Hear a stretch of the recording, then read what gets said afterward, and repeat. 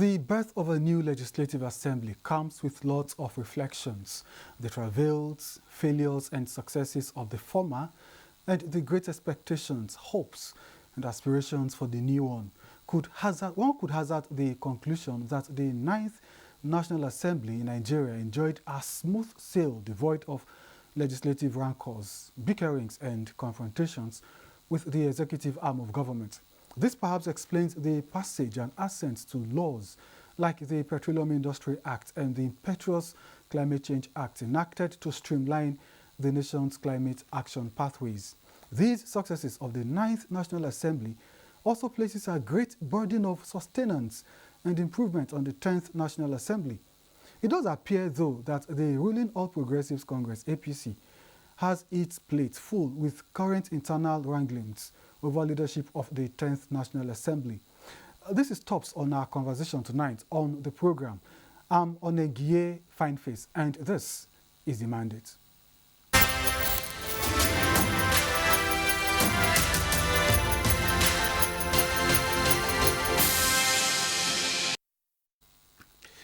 My guest on the program is Honourable Abdulmumin Mohammed, member representing Nasarawa Toto Federal Constituency of Nasarawa State, who happens to hold in trust the mandate of the constituency for another term. Welcome to the mandate, and many thanks for joining us, Honourable Abdulmumin. Thank you, my brother, and thank you, Nigerians. 2015, we saw an unusual situation where the main opposition party literally determined the leadership of the National Assembly, while the APC was still busy with internal tussles. With the current situation where the APC again is caught up in a similar leadership tussle having to deal with the issues of party supremacy, internal democracy, zoning, and so on, do you not see a scenario where the PDP and maybe the Labour Party will take advantage of what is happening to create another upset? Well, my brother, like I said, good evening, my brothers and sisters in Nigerians today's country. You made me to laugh when you mentioned PDP, you mentioned Abga, that's Labour parties. I mean, to take over of issues. No, the answer is no. Okay. Why I have to tell you no? Nigeria have it so good today. When you look at the political clouds of Nigerians, is so matured indeed. The maturity comes as a result of the gifts that we have today. We should be proud of the APC as a leading party in the whole Africa. Why I say so? It's first of its kind. The national chairman of the party is a person that has a double qualification or double experience from the side of the executive part of the government and also been a legislator. That's one. And the elected president of the Federal Republic of Nigeria today, if you find out from the record, he was once executive governor of Lagos State, and then he was a senator of the Federal Republic of Nigeria. I will not stop at that. I will still have to further you to let you understand that the vice president-elect, Kashim Shettima, was executive governor of Borno State 8 good years, and at some times he now becomes a senator, serving before he's been opportune to be nominated to serve as a presidential, vice presidential candidate, and after the election, he won this election to become a vice presidential elected person. Now, when you put and aggregate all that I said, is enough to tell you that the political atmosphere of Nigeria is so rich and matured. The political atmosphere of the APC is tense at the moment, looking at the battle for who becomes Speaker and Deputy Speaker. The issue now is, shouldn't you be worried that if it continues like that, these same opposition parties could leverage that weakness and perhaps form some kind of alliance with some members of the same APC to determine who becomes the Speaker of the House into which you are coming in? Now, like I said, I'm giving you the download to know, to clearly understand how rich and vast the APC as party is.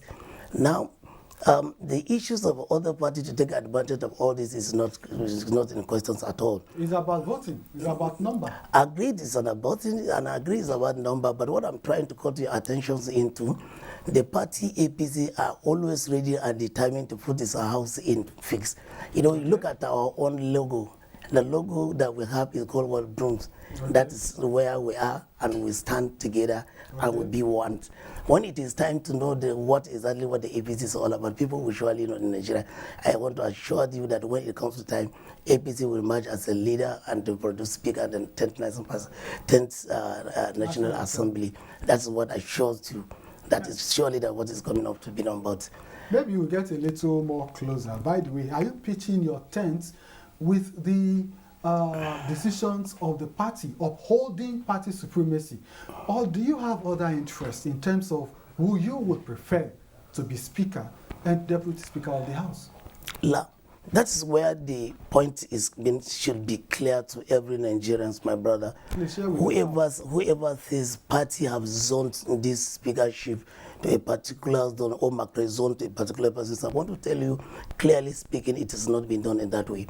Party, if to zone such a kind of thing, I think what's so important is for the national chairman of the party and the national working committee of our party, respected people all comes together and have a seat to say, okay, by the formula of consensus, my party's members are more than 3, 5, 6, 7 contesting or showing interest to come and serve on the office of the Speaker of the Federal Republic of the House of Representatives to mention.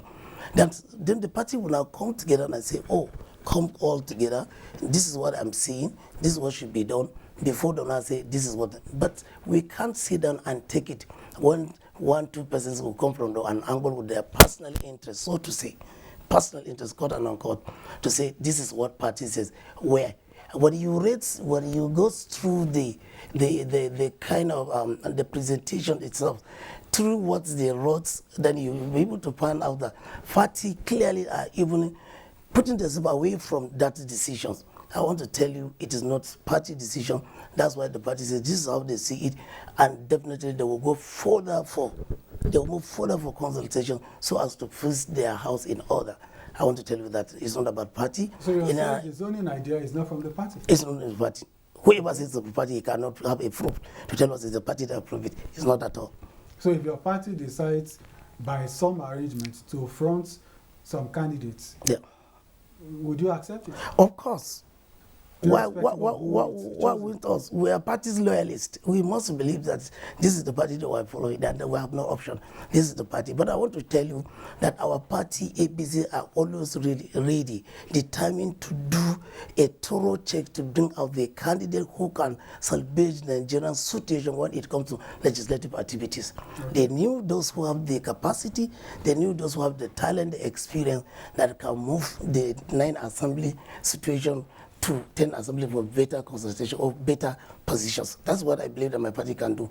Well, I'm not surprised because already some persons have shelved their ambition. Yeah. Adodogoa, for instance, on live television announced he was no longer vying for that office. Yes. So, do you have your interests? Are people you're pitching your tents with in the APC? Now, let me tell you, when my right leader, Adodogoa, saying that he's no more interested, he's doing himself the best.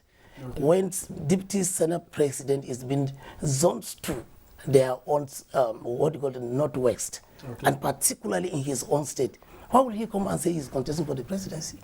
He has to understand that this is what is given to them. Okay, so where are you pitching your tent? My pitch is, when you look at, when margin... Honourable Abdulmumin. Yes, sir.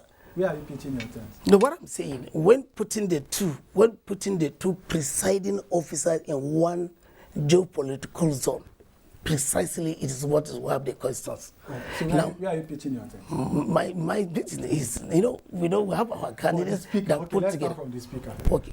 Where are you pitching your tent? I want to know why, but let's start with where you're pitching your tent for the speaker. But the speaker? Yes. I can't tell you now because we have mergers in our group. We have what we call G6. They are together discussing to come up. Is there to kick off? You already have groups like that? Yeah. Okay, we of course we have what is called G6. Okay. And these are people of integrity coming together to think of, okay, this is what we should do to ensure that we give Nigerians what they want. Okay. So whoever this G6 come out with as a candidate, I want to tell you 95%, inshallah, 95% of the members are going to key into. Does that apply also to the office of the Deputy Speaker of the House? Yeah, of course. Deputy Speakers of the House, automatically, the way we're looking at it is going to be zoned to west-eastern part of the country. Southeast part of the country. Okay. I have heard somehow that you have a soft spot for Honourable Oga. Is that true? Yeah. For the office of Deputy Speaker? Honourable Oga, as a person, he is a good man that I cannot reject what he is given to us. I work with him for over 4 years. And I know him very well. Do you deny having a soft spot for him? What should I deny? Whatever comes up, but it's not my making. Okay. When it comes to issues of the Deputy Speaker of the House of Representatives, is the job, from what I heard, is the job, from what I can understand from this G6, should be the solely responsibility of the southeastern part of the country. The leaders are there to decide and think of who is the credible person that is going to represent them. So it's not the issue of somebody to come and say I have donated somebody. Okay, we'll leave the leadership portion and shift our attention to Nasarawa Toto Federal Constituency. Okay, sir. Toto has been in the news over cases of violence, especially kidnappings, as a representative of the people. Did you make any contribution in the 9th National Assembly to address that situation? Yeah, contributions most at times could be in 2 ways. Either to come and present a paper or to see the leadership and tell them this is the situation on ground, reporting to the committees on security so as to think of what to do next. That's one aspect. And our dear governor of Nasarawa State, Engineer Abdullah Sule, is an upright governor. Anytime we have such a challenge, we move down to him and call his attention. This is what is happening. In the next day, you see him at the doorstep of Mr. President of the Republic of Nigeria to ensure that things better is going on. Tell me what you did and what you are doing to erase that stigma of kidnapping in total. Yeah, what I should do or what I'm doing now is to come closer to my executive governor, who is the chief security officer of my state, to ensure that we give him the maximum support by advising him, going back to the constituency, meeting the constituents and discuss at large with them, and report back to the governor and say this is the situation on the ground, and he knows better than what he can do to ensure that the security will be in a very better position because of his own technology architecture, to make sure he put it in place that everyone will sleep with 2 eyes closed. Okay. By the way, Honourable, congratulations. Your constituency has provided one of the major road infrastructure and access for Nigerians, linking the north to the eastern part of the country. Yes. Talking about the local Oreto bridge. That's under Toto, right? Yes, that is under Nasarawa. Okay. Yes, that's where I come from. That's still part of your constituency. Exactly, that's where I come from. Okay. You know, with the success on that axis, there is now additional demand for the other axis, that is from Yanya, the Nasarawa part of Yanya, up to Benue State, Yanya, Kefi, Akwanga, Lafia. So I know the project is going on there. With this success, and then your re-emergence to represent your people in the 10th Assembly, are you going to do anything to ensure that just as you succeeded this other side, that there is success in terms of speed in the completion of that project? The other project, that is. Oh, well, it will interest you to know that I'm a member of the Works Committee in the 9th Assembly. Okay. We had an oversight function starting from the Kubo down over the Enya at our Nasarawa State border. Then the project have to jump up to Kefi. From Kefi, Akwanga, Lapia, Benue. That's how the status of the project is. But when you now look at from Kefi down off of Lapia, the state capital of Nasarawa State, I can tell you for free that it is now up to 85–90% completed. Now from Kefi to Lafia. Okay. Now when you're now talking about the one from Nyanya Aziz downward of the Kefi to Nyanya Aziz to Masaka in more particular, that's where a lot number of the traffic hold up and populations are. I can recall one certain time in the floor of the house when my colleagues, my brother, my elder brother, to mention again, Honourable Gather, he has the emotion as regards to the pothole in that road. I go through his own prayer. I stood up and asked Mr. Speaker of the Republic of Nigeria, I said, Mr. Speaker, I want to amend prayer. I think the other prayer, 1 or 2, I cannot recall. I told him I'm going to amend the prayer. He asked me to amend. I said, okay, the amendment should not only the covering of the pothole, we should have the extension of the existing road coming out from the what do you call it, the Nyenya assist downward of a KB, so that it will go as that, to ease the problem or to ease the hardship that our people that are undergoing every day, knowing that it also affects the economic level of our people. For that, I now said, this is my, what do you call it, amendment to the motion, to the prayers, I mean, and it was granted, and that's it. Now, telling you this now, coming back to the 10th Assembly, I have to appreciate my people in the Nasarawa Federal Constituency for giving the mandate to represent them once again in the 10th Assembly. I want to say it once more again, that I will do everything possible to ensure we stood up firmly to give the mandate, that is the mandate of being a legislator, to ensure that our people get it right. Now.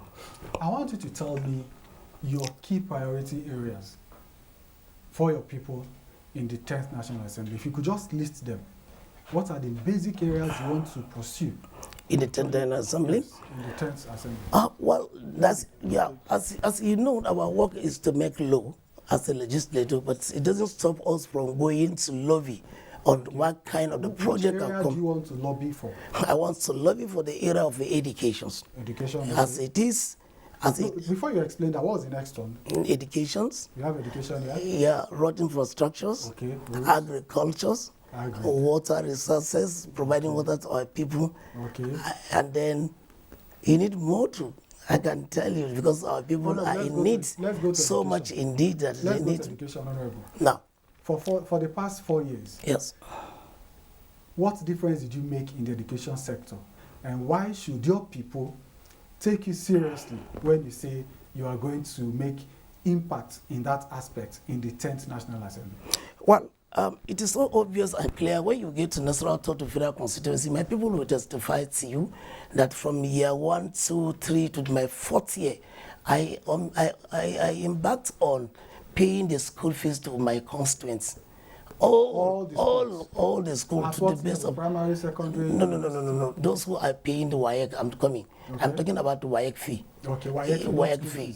Yeah, WAEC fee, not school fee. What I mean, not school fee. Sorry to mention that. Okay. I meant WAEC fee to my constituents, first year, second year, third year, and all to this. I have not less than 7,600 plus in record that I paid their own WAEC currently, irrespective of the political affiliations, irrespective of the tribal, irrespective of the religions. Once you are my constituent, I take you as my daughter and son, and I paid the WAEC to ease the hardship of my people that elected me into the office. Okay. So I'm willing to do more in the areas of that education, providing infrastructure like classrooms. Last time, what will you be doing this time? I will continue with the WAEC and provision of the classroom more. Okay. Yes. Oh, that's good. Let's go to road infrastructure now. Well, we are celebrating the major road done by the federal government, but I know that Nasarawa Total is also agrarian and it has a lot of inroads, internal road networks that are not even tarred. Yeah. So what happened? Couldn't you as well have attracted some kind of help to settle all of that? Well, 9th Assembly is gone. Let's look at the 10th Assembly now. What will you be doing differently so that you get better results in that regard? Yeah, even at the 9th Assembly, I tried as much as possible to ensure that I attracted a lot of road projects to my own constituency. To ensure that my people, yes, well, I have not less than 5 road access in my constituency. Namely, when you come to Nasarawa, you have 5. When you get to Toto, you have 3, and there are ongoing ones now. Where in Nasarawa? Nasarawa. Tell us the places in Nasarawa. Yes. When you get to the Nasarawa, you started from the Emir's Palace, you get a road there. Okay. When you get to Nasarawa, that's what is called Millionaire Quarters, you get a road there constructed. Okay. When you get to the Nasarawa, you get a place where I call behind Government College Nasarawa, you meet a road there. Okay. When you get to Nasarawa, where they are calling Sabo Line, you get the road there. When you get to the Toto, that's former Emir's roads. We have a place that are called that links to the national the General Mosque, Juma Mosque is another road, and now links to the third one where they call it. Let me finalize it. You call Mikaya's road. That's Mikaya's road. These are third ones. Let's talk about agriculture.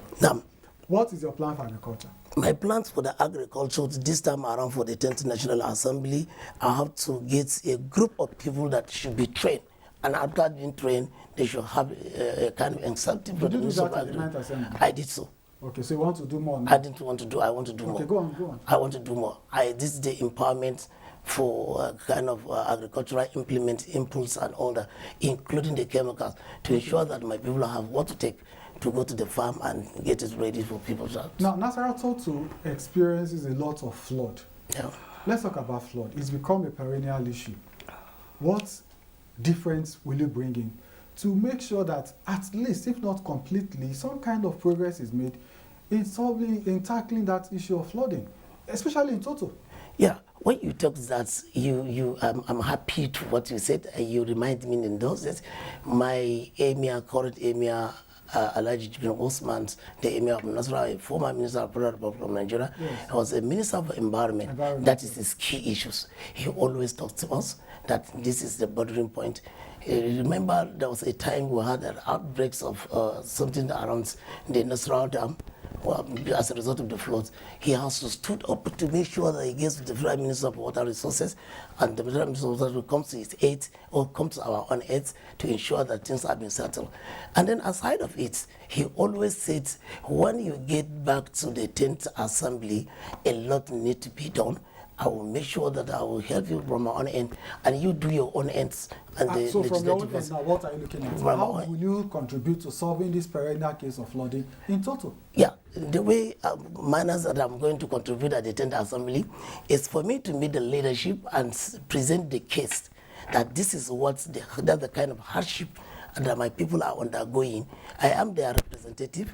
What is expected of me to do is to report to them and make sure that whoever been the chairman, House Committee on the Environment and also Ecological, then I have to put hands together to ensure that I have to take the pictures, I have to go oversight to look at what is happening, call the people from my own constituency to come to the National Assembly. We rub minds together, meet those committees and put this. You also mentioned holding the local government and state government to account because they get their own share of the ecological funds. Yeah. Why do we rely only on the federal government when you can as well hold those at the local and grassroots? You asked me what will I do in the 10th Assembly. Okay. Otherwise, if you say what will I do in general, then if it's in general, I can take you I know you have a lot to say, but my director is really buzzing in my ears to round it off. Honourable Abdulmumin Mohammed, yes, member representing and member-elect for Nasarawa Toto Federal Constituency. Many thanks for joining us on the program to talk about the mandate you hold in trust for your constituents and that given to you for the next assembly.